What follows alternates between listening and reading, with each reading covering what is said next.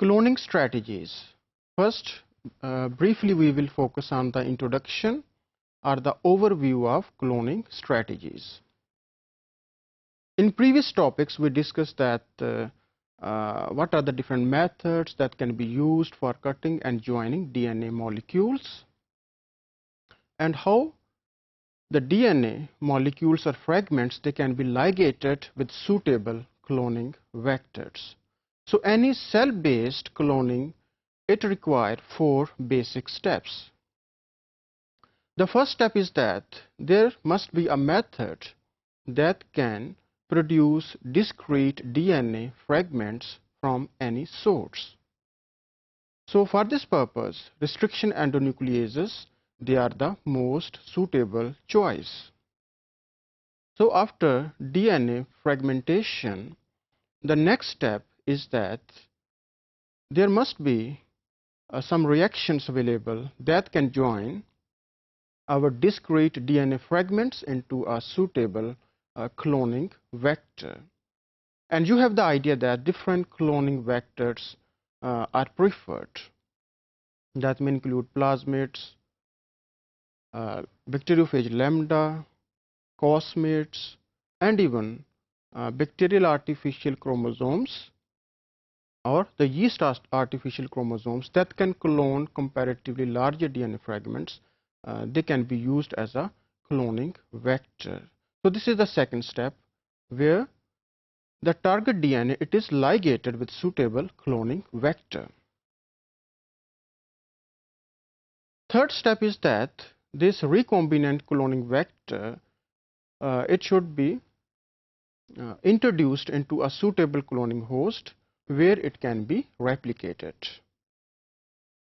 As far as suitable cloning host is concerned, number of prokaryotic microbes and a few eukaryotic microbes like the yeast, they can be used as a suitable host organism. In addition to that, higher plants or animals, they can also be transformed. So in the host, after transformation, our recombinant vector, it will multiply there.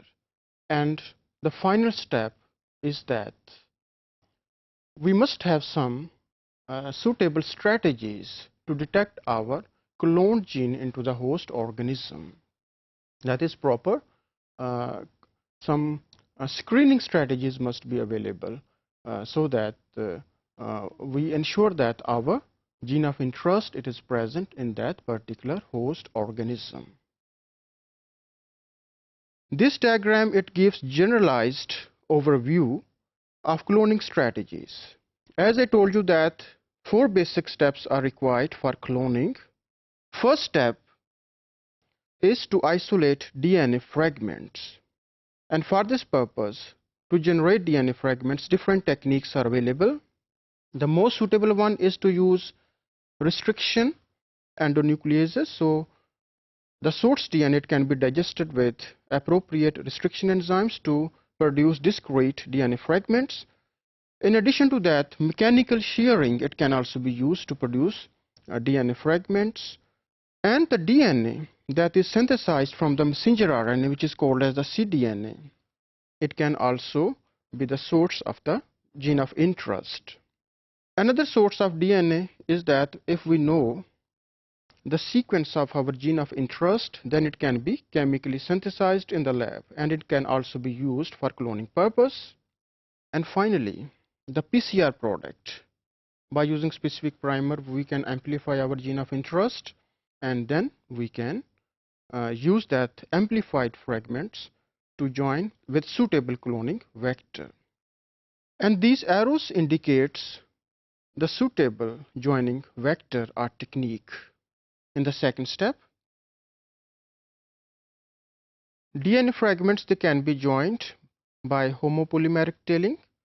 Then if the source DNA, it has been digested with restriction enzymes, then it can also be ligated by the production of cohesive ends, you are well aware.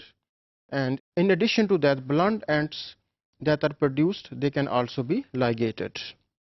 And different linker molecules, they can also be used to ligate DNA from two different sources, and in addition to that, TA cloning, which is very common in gene cloning procedure, and different kits can be used for this purpose to clone PCR products.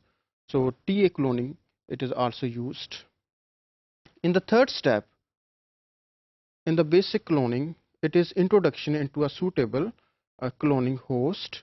So here the phage DNA, suppose it can be infected, can be used to infect suitable host organism here in the first step, and then the plasmid can be used to transform our recombinant vector into a suitable host organism, and then in vitro packaging it can be used, like cosmids can be used to infect suitable host organism. And the fourth step, that once we have transformed our suitable host organism, then how it can be detected.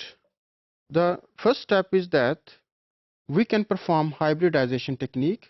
The known probe can be used that can detect our specific DNA sequences. Then PCR can be used to detect our gene of interest, and immunochemical technique, protein to protein interaction, and so on. Different techniques can be used to screen our gene of interest into a suitable host organism. These are the four basic steps that are required for cell-based DNA cloning. On the other hand, if we are going to isolate our gene of interest from very complex source like the human genome, then its screening, most of the time it is very difficult, because the fragments that are generated from the human genome, they will be in hundreds of thousands in number, and to find our gene of interest, it is a laborious process. In order to minimize the size of the DNA fragments from complex source, we may adopt different strategies. The first strategy is that we can clone DNA fragments into a suitable cloning vector that can accommodate larger DNA fragments. And here the most suitable choice is bacteriophage lambda vectors that can accommodate around 20 to 23 kilobase foreign DNA. And here the size of the gene library that will be produced, it contains low recombinant vectors that is easy to screen. So first strategy is that to minimize the size of the genomic library. Another strategy is that we can selectively amplify our gene of interest from complex human DNA. So for this purpose, the gene specific primers, they are used, and especially this technique is suitable if we have the idea that this is the gene that we are going to amplify, and specific primers they must be available.